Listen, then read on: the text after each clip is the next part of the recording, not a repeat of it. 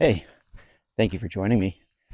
I'm Sam outside. I'm Sam, and well, I'm outside enjoying this morning's bird song. Yeah, I hear a lot of robins.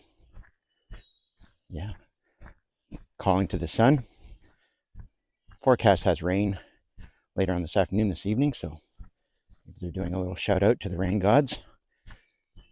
But the woodpeckers, the chickadees, and the wrens just feeling this morning air. Part of being mindful, paying attention. All right, means while I'm out here in nature, I'm trying to do a little more than just walk the dog. Actually walking my dog, but I change the way I walk. Once I get to a certain portion of my morning routine, my morning walk, once I've committed to myself to a certain amount of time and a certain path, we have several loops that we take depending on what our commitments can be, I will dedicate myself to being more mindful, change the way I walk. I'll slow down my pace. I will start to pivot, use some lateral eye movement, and take moments to reflect and focus on what catches my attention. So maybe that is the birds. Part of my brain wants to identify them, the other part just wants to listen, enjoy it. That song. We're hardwired for it. It's in our brain, it's in our DNA.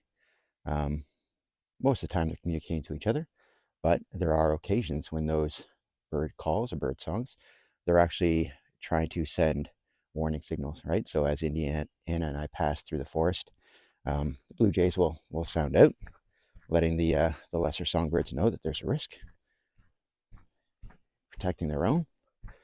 So the blue jays, they can be bullies, but they're not entirely selfish.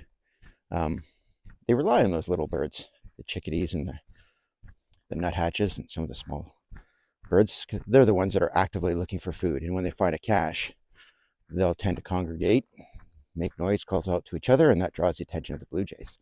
The blue jays will swoop in, use their size and their colors and their voice, scare off the little ones, and take over. So there's a trade-off. They need them to find the food, but in order to keep those little ones active and search for food, they'll protect them from hawks, owls, foxes. So they'll call out the warnings to keep the active little birds searching for their food. So paying attention to little things like that, learning and trying to understand. But my attention also gets drawn to movements of wind, right? It's a pretty still morning, right? So here I am by Heart Lake, and I notice there are no ripples. So in a calm lake like this, when I do see ripples, it's usually motion or movement. So there's a pair of loons that are nesting on the lake. There are geese that come and visit. I heard them trumpeting a moment ago. And there's an active beaver on the lake, so had the pleasure of a couple tail splashes, warning. And from time to time, otters and mink as well. They'll run along the shoreline and draw Indiana's attention, draw my attention. So there's life out here. But in order to appreciate it, that wildlife that's using its voice, slow down, pay attention. So otherwise, I'm trying to do my part, trying to do what I can to be part of this ecosystem. I do a little bit for the other users of these trails and just kick off last night's cast branches after a little bit of wind. And I'm doing my part to feed the bugs. That's right. Yeah. It's mosquito season, black flies. Saw the first deer fly last night. Not excited about that. But the good news is there's been a hatch of dragonflies, so they will do their part. And with all the new songbirds returning and having their young, they're aggressively feeding. So I do my part. I feed the insects so they can feed the birds and other animals, feed the spiders. So finding my place in this ecosystem. So I'll smell the air. I've already walked through a couple different types of forest. When I'm back up there, I was on the top of a hardwood ridge. It's pretty open, pretty spacious, and I've made my way down and around, following the terrain, getting closer to the lake, and surrounded by coniferous trees. So here on the west side, on the north side of the ridge, there's a little more damp, a little less exposure to heat, sun, air movement. So there is a different smell compared to what I was experiencing up there. So take time to notice those things. But it's all part of being mindful. So slowing down, trying to listen, trying to smell. I can.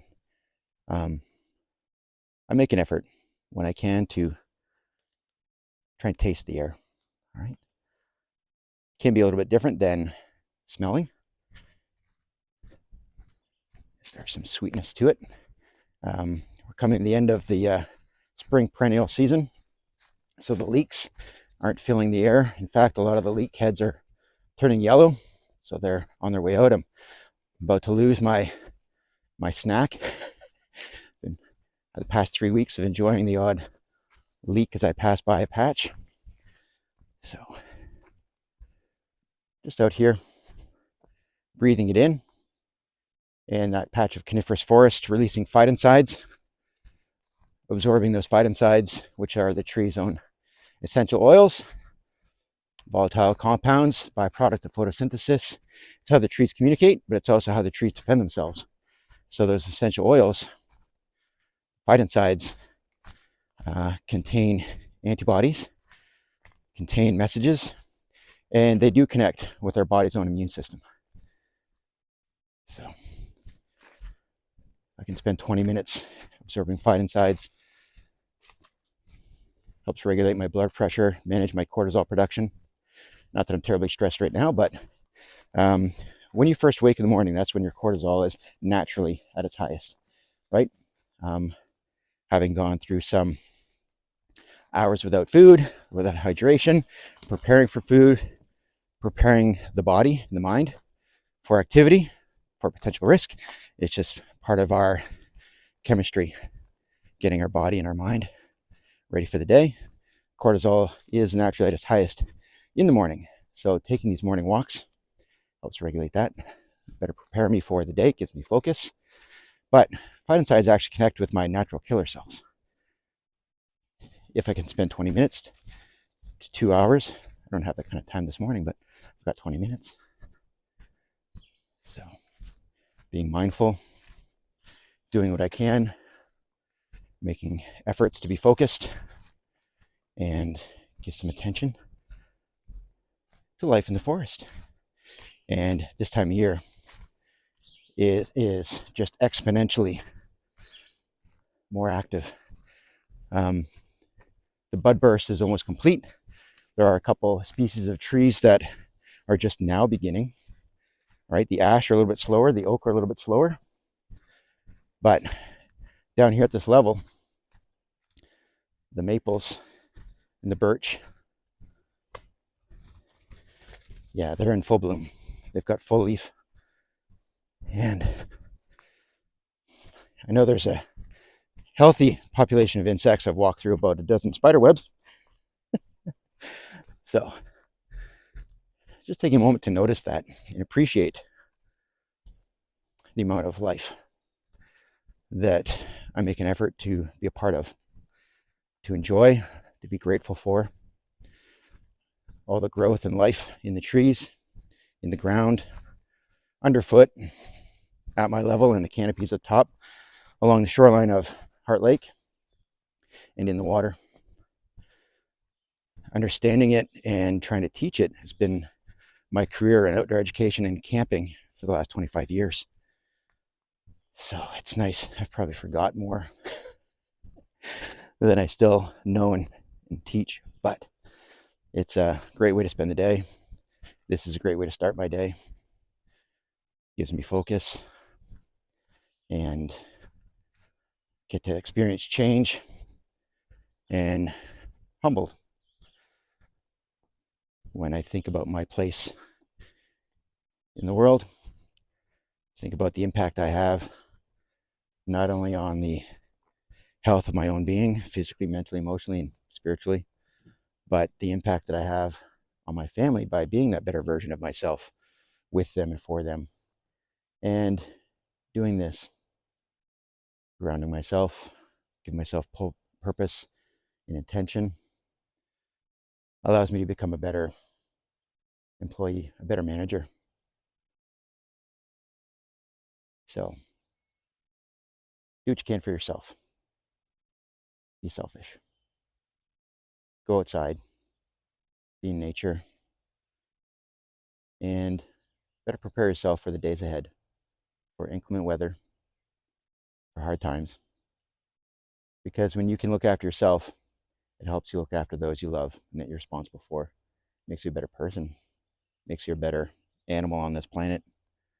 We're supposed to be outside, but thanks to our big, beautiful brains and opposable digits, we fashioned ingenious and hard-fought successes to make life more comfortable as humans.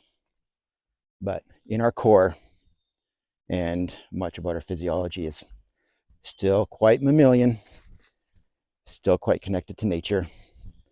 So the whole point of me doing this is to share how we can better connect through mindful excursions outside and how to best know our place in this natural world. We need it. You're worth it. So be selfish. Go outside. I appreciate you. Thanks for watching.